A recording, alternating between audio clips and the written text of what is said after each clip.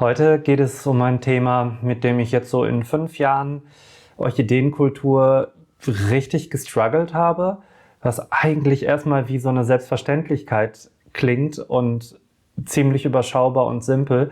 Aber ich möchte euch trotzdem so ein bisschen mit auf die Reise nehmen, wie ich mir das Thema mühevoll erschlossen habe und da so langsam dabei bin, meinen Weg zu finden. Es geht heute um Töpfe.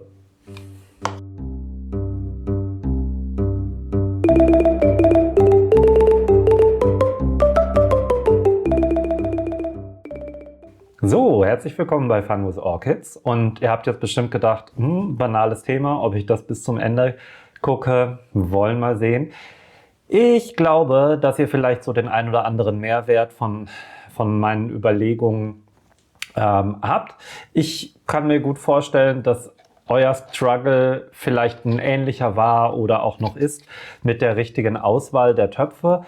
Wir haben ja nur wenig Stellschrauben in der Zimmerkultur oder auch überhaupt in der Orchideenkultur, an denen wir drehen können, um bestmöglich ein Gleichgewicht zwischen dem zu finden, was wir der Pflanze bieten können, was die Pflanze benötigt und wie der eigene Umgang mit der Kultur ist.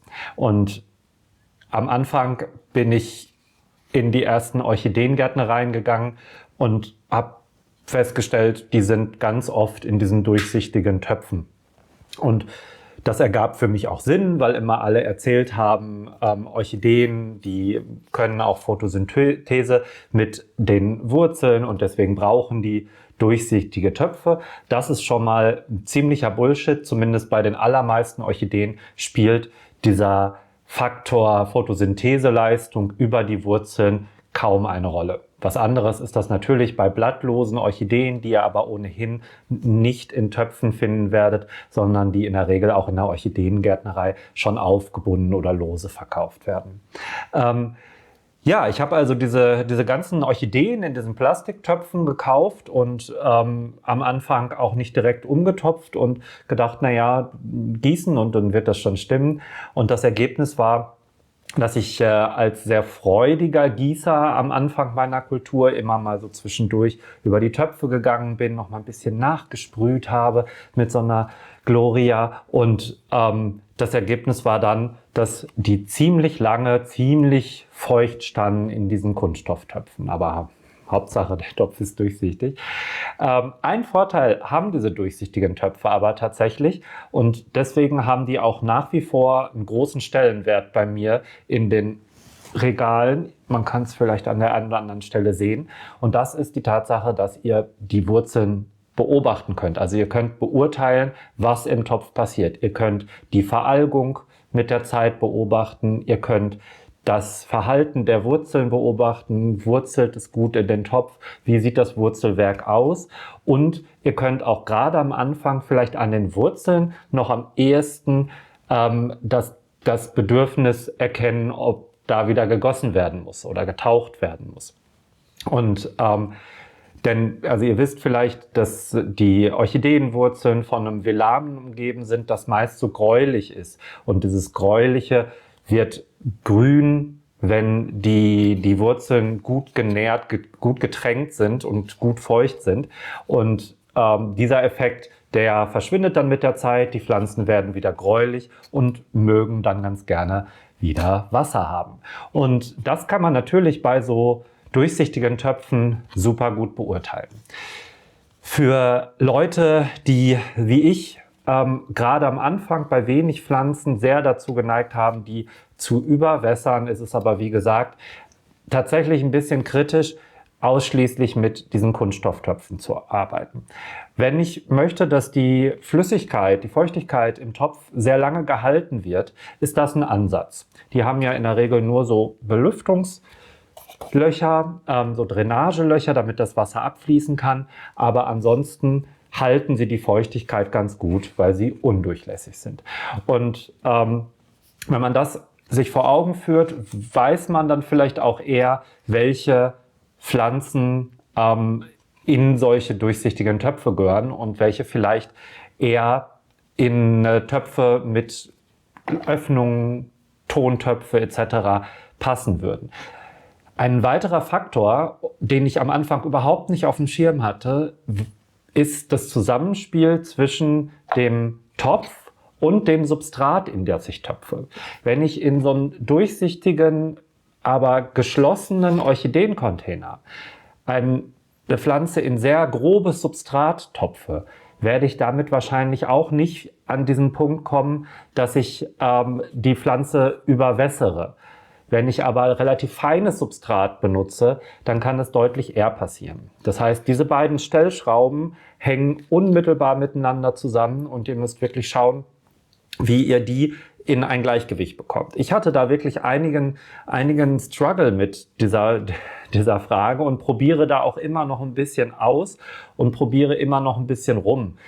Das Problem ist auch einfach, dass es unglaublich viele Töpfe in Orchideenhandlungen gibt, die sehr unterschiedlich sind. Und man neigt dann dazu, die alle mal zu kaufen und alle mal auszuprobieren. Und dann hat man ja in der Regel ganz viele verschiedene Orchideen in ganz vielen verschiedenen Töpfen und eventuell hat man auch schon angefangen mit dem Substrat zu experimentieren und dann hat man auch noch in verschiedenen Töpfen verschiedene Pflanzen in verschiedenem Substrat und manchmal gießt man dann auch noch unterschiedlich, weil die Pflanzen irgendwie in der zweiten Reihe immer ein bisschen weniger abbekommen oder. Also ihr habt wirklich eine sehr große Schwierigkeit, wirklich zu beurteilen, funktioniert dieser Topf für mich, weil er funktioniert vielleicht auch nur im Zusammenspiel mit dem Substrat, das ihr gerade benutzt und mit der Gießmethode, die ihr gerade anwendet oder an der Stelle, an der die Pflanze gerade steht. Weil ganz klar ist auch, eine Pflanze am Südfenster in so einem Topf trocknet durch die Sonneneinstrahlung und die Wärme natürlich auch viel schneller ab als eine Pflanze, vielleicht genau die Pflanze, an einem Westfenster in diesem Topf im selben Substrat. Also auch dieser Faktor ist zu berücksichtigen. So habe ich Pflanzen, die draußen im Sommer stehen und sehr viel Luftzirkulation abbekommen, was eine schnelle Abtrocknung befördert. Oft in feinerem Substrat, in Tontöpfen, weil die Tontöpfe zum einen ganz schön kühlen, wenn die Sonneneinstrahlung zu hoch ist und zum anderen, weil wähle ich dann ein sehr, sehr feines Substrat, weil ich weiß, durch das viele Licht, durch die Wärme gerade im Sommer, trocknen die einfach schneller ab, als ich mit dem Gießen hinterhergekommen bin. Denn meine Gießmöglichkeiten, meine Wässerungsmöglichkeiten haben sich im Laufe der Jahre natürlich auch verändert. Ich habe angefangen mit einer Handvoll Orchideen und jetzt sind es circa 350 und dann gießt man natürlich anders und kann auch vielleicht nicht mehr ganz so individuell auf jede Pflanze eingehen. Und man kann vor allen Dingen nicht mehr, also ich kann es zumindest nicht mehr tauchen, was so die sicherste, einfachste Möglichkeit ist, in meinen Augen Orchideen vernünftig zu wässern.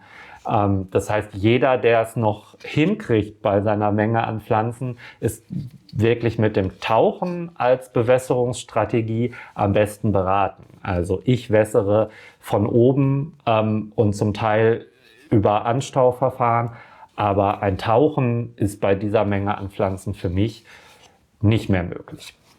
So, jetzt aber nicht so viel über das Gießen reden, Yves, sondern wir wollen uns ja einfach mal ein paar Töpfe angucken und ich will euch mal so ein bisschen mitnehmen bei den Überlegungen, die ihr anstellen könnt, wenn ihr diese Töpfe vor euch habt. Und an der Stelle lasst mich nochmal sagen, experimentiert. Also das habe ich schon in mehreren Videos gesagt.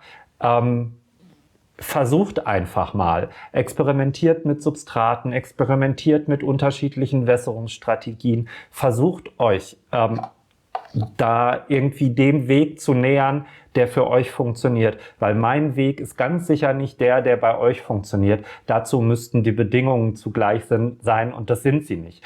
Und deswegen fühlt euch nicht zu sehr beeinflusst durch das, was ihr seht oder hört oder was ihr auch im Gartencenter vorfindet als Topf bei der Orchidee, die ihr kauft.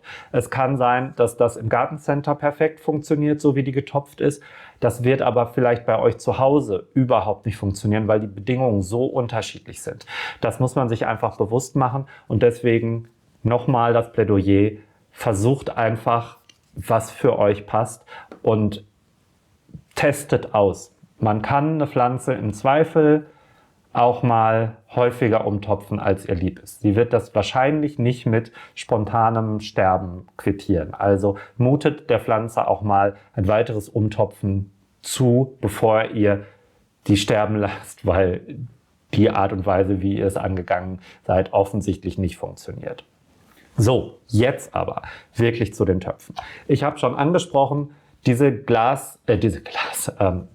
auch durchsichtig, aber diese Kunststoffcontainer, die haben auf jeden Fall ihre Berechtigung. Und gerade bei Pflanzen, wo ich noch unsicher bin, von denen ich noch keine in Kultur hatte, da greife ich sehr, sehr gerne zu diesen Kunststofftöpfen, einfach weil auch ich mir dann unsicher bin, funktioniert das, so wie ich das angegangen bin mit dem Substrat, und dann möchte ich ganz gerne die Wurzeln ein bisschen im Blick behalten und vielleicht auch beobachten, wie sehr das Wasser gehalten wird im Topf. Man sieht ja dann auch oft so ein bisschen Kondenswasser noch im Topf.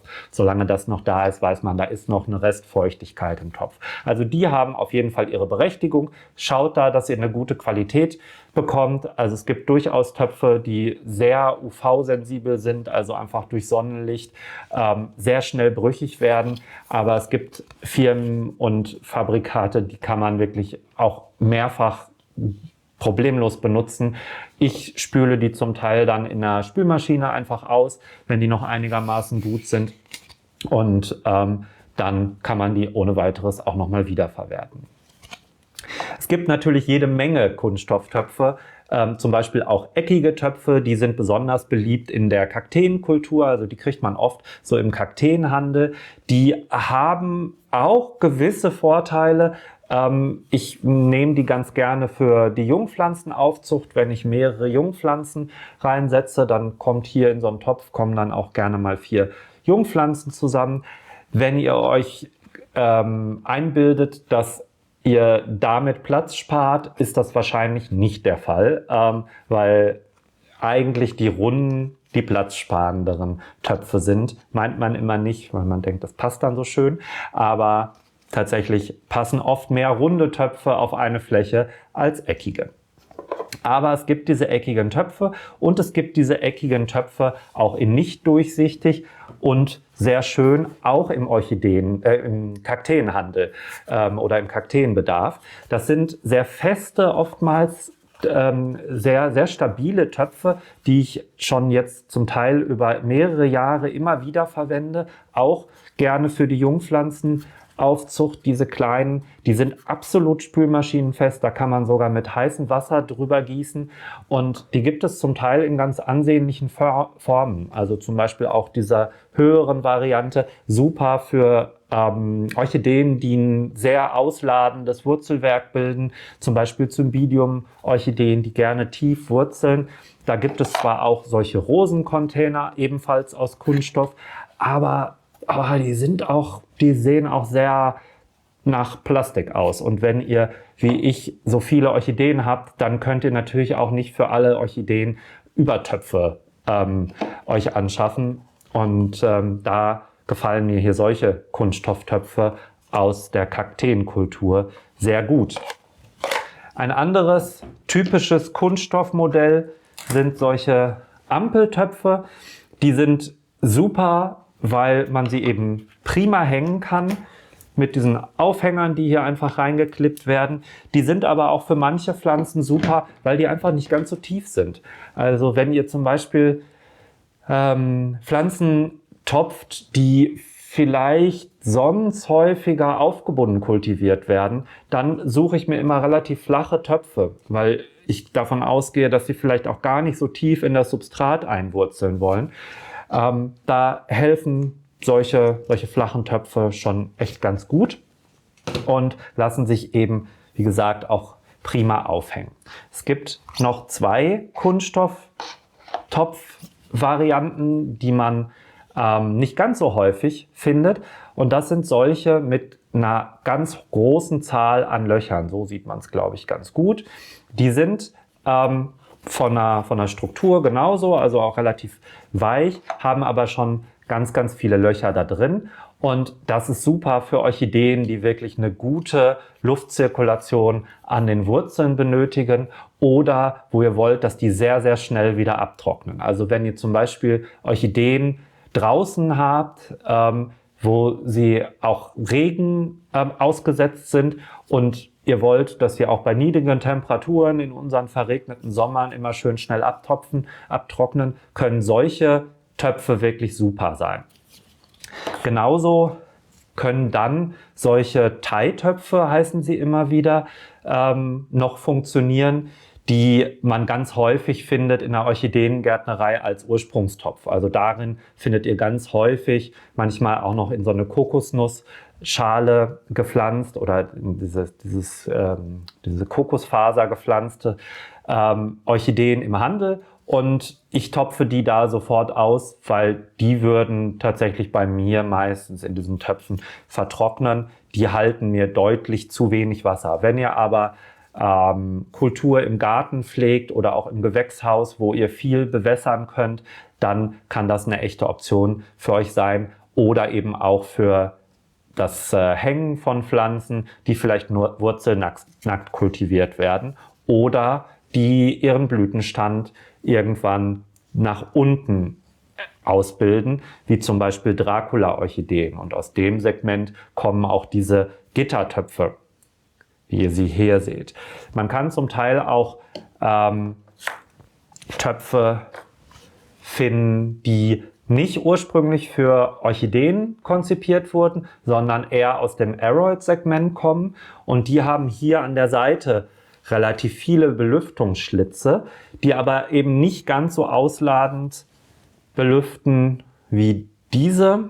Und hier wurzeln die Pflanzen auch sehr gerne raus. Bei diesen Töpfen habe ich die Erfahrung gemacht, dass die da nicht rauswurzeln. Deswegen mag ich die ganz gerne. Die gibt es tatsächlich im Fachhandel, in Orchideen, in Aroid-Gärtnereien und findet ihr auf jeden Fall im Netz. Die sind super stabil, die kann ich empfehlen. Die kann man auch mehrfach benutzen. So, kommen wir mal zu Töpfen, die nicht aus Kunststoff sind und die ich auch reichlich im Einsatz habe.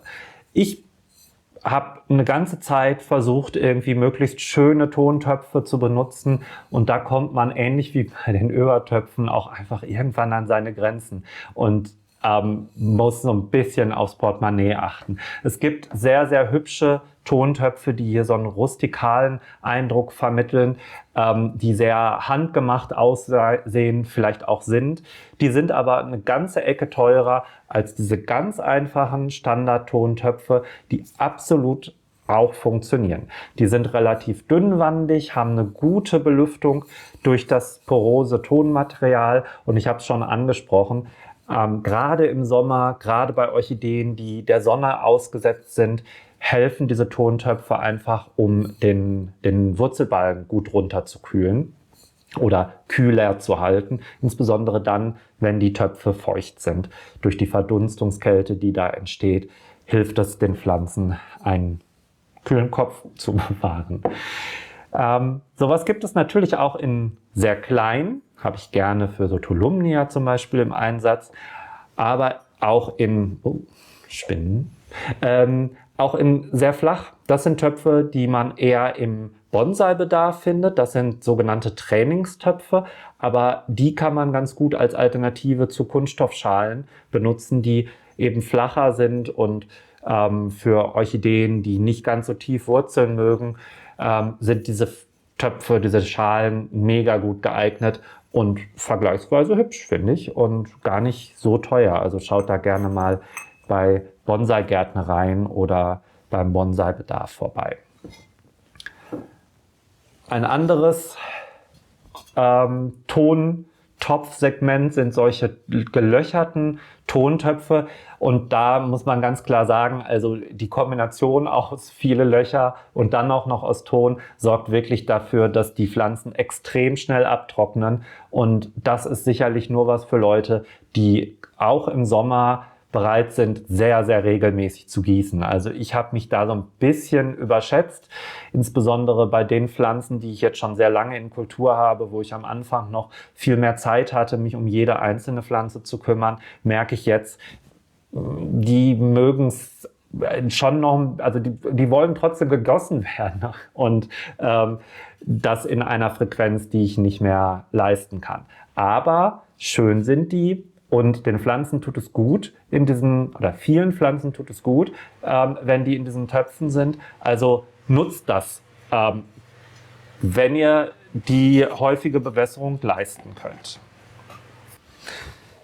Ihr findet natürlich auch solche Tonschalen und Tontöpfe im Gartencenter in sehr dickwandiger Qualität. Da habt ihr wirklich lange was von. Der Nachteil so ein bisschen bei Tontöpfen ist allerdings, dass die Pflanzen sehr gerne daran wurzeln. Ihr kriegt, das machen die natürlich bei Kunststofftöpfen auch gerne, aber ihr bekommt die Wurzeln dann beim Umtopfen, beim Umsetzen nicht mehr ohne Schaden aus diesen Töpfen. Ich mache es dann häufig so, dass ich tatsächlich den kleineren Topf einfach in den größeren stelle, vielleicht an so ein paar Stellen anschlage, damit der zerbrochen ist, damit die Wurzeln dann da durchwurzeln können, weil so ein Tontopf ist im Grunde aus dem Material, aus dem auch Teile des Substrats eventuell sind. Von daher eigentlich überhaupt gar kein Problem, dann Topf in Topf zu setzen. Als Alternative die Pflanze da wirklich mit Gewalt rauszuzerren. Aber das muss euch bewusst sein. Also wenn ihr Jungpflanzen habt oder Pflanzen, die relativ häufig noch umgetopft werden wollen, wäre ich sehr vorsichtig mit Tontöpfen, weil ihr euch dann bewusst sein müsst, ihr kommt ohne die Wurzeln zu beschädigen wahrscheinlich nicht davon. Weg vom Ton gibt es natürlich auch noch Holz als Topfmaterial und das sind solche Orchideenkörbe, die ihr in Orchideenhandlungen immer findet und die sind also schön. Ich mag die Ästhetik von diesen Töpfen. Was ich aber überhaupt nicht mag, ist, dass sie oft aus Tropenhölzern sind, dementsprechend wenig nachhaltig. Zudem eben auch noch mit der Zeit einfach verrotten und ihr habt dann aus diesem Holz Substrat gemacht im Grunde, das langsam zerfällt. Ich bin kein großer Fan mehr von diesen Holztöpfen oder diesen Holzkörben und versuche zunehmend Alternativen zu finden, die man häufiger verwenden kann. Eine Alternative für mich, wenn es um sehr luftiges Topfen geht oder auch vielleicht um die Option, dass Pflanzenteile bzw. Blütentriebe nach unten austreten können müssen, wie bei Stanopea-Orchideen zum Beispiel, setze ich vermehrt auf solche Körbe, jetzt staubt's gleich, solche Körbe aus Metall, die mit so einem Inlay ausgekleidet werden aus Kokosfaser. Man kann auch Kokosfaser nicht so vorgepresst für solche Körbe finden, sondern lose. Das ist noch ein bisschen besser, weil es noch luftiger ist und die Pflanze dann noch besser durchwurzeln kann. Und sowas bevorzuge ich. Das Gestell könnt ihr immer wieder verwenden und Kokosfaser ist ein vergleichsweise nachhaltiger Rohstoff, weil es ohnehin ein Abfallprodukt ist. Das kann man nicht unbedingt von Tropenholz behaupten. So, jetzt habe ich ganz viel über Töpfe geredet und ich hoffe, dass euch das ein bisschen inspiriert hat, vielleicht nochmal so die ein oder anderen Pflegefälle aus eurer Orchideenkultur in die Hand zu nehmen und zu schauen, wie gehe ich mit dem Topf um, was für einen Topf habe ich da im Einsatz, was für ein Substrat benutze ich, wie wässere ich eigentlich und kann ich vielleicht dadurch, dass ich die Stellschraube Topf, die glaube ich eine sehr leichte ist, verändere, dafür sorgen, dass es der Kultur dass es der Pflanze besser geht bei mir zu Hause. Und dann hätte sich dieses Video und die vielen Minuten, die wir jetzt zusammen verbracht haben, ja schon gelohnt. Wir haben heute Töpfe besprochen und uns angeschaut, die fast in jeder Orchideengärtnerei zu finden sind, manchmal aber auch in gut sortierten Baumärkten oder in Gartencentern. Es wird einen zweiten Teil dieses Videos geben und in diesem zweiten Teil schauen wir uns dann mal Topfvarianten an, die vielleicht nicht so naheliegend sind, die einem kein Orchideengärtner verkauft, die vielleicht ein bisschen handwerkliches Geschick und handwerkliche Arbeit voraussetzen. Und wenn ihr darauf Lust habt, dann abonniert gerne diesen Kanal, dann verpasst ihr das nächste Video zu diesem Thema nicht. Und wir werden sicherlich uns auch in folgenden Videos noch so ein paar andere Kulturfaktoren anschauen. Und ja, ich teile dann gerne meine Überlegungen mit euch und was ich so gelernt habe in den paar Jahren Orchideenkultur. Und ich hoffe, dass ich noch ganz viel lernen werde, vielleicht auch von euch. Deswegen schreibt gerne in die Kommentare, wenn ich totalen Bullshit geredet habe. Schreibt aber auch gerne in die Kommentare, wenn es euch total gut gefallen hat. Lasst einen Daumen hoch da für ein Gefällt. Das würde mich sehr freuen. Und ansonsten sehen wir uns beim nächsten Mal wieder. Und bis dahin habt ihr bitte Fun with Orchids. Macht's gut. Ciao.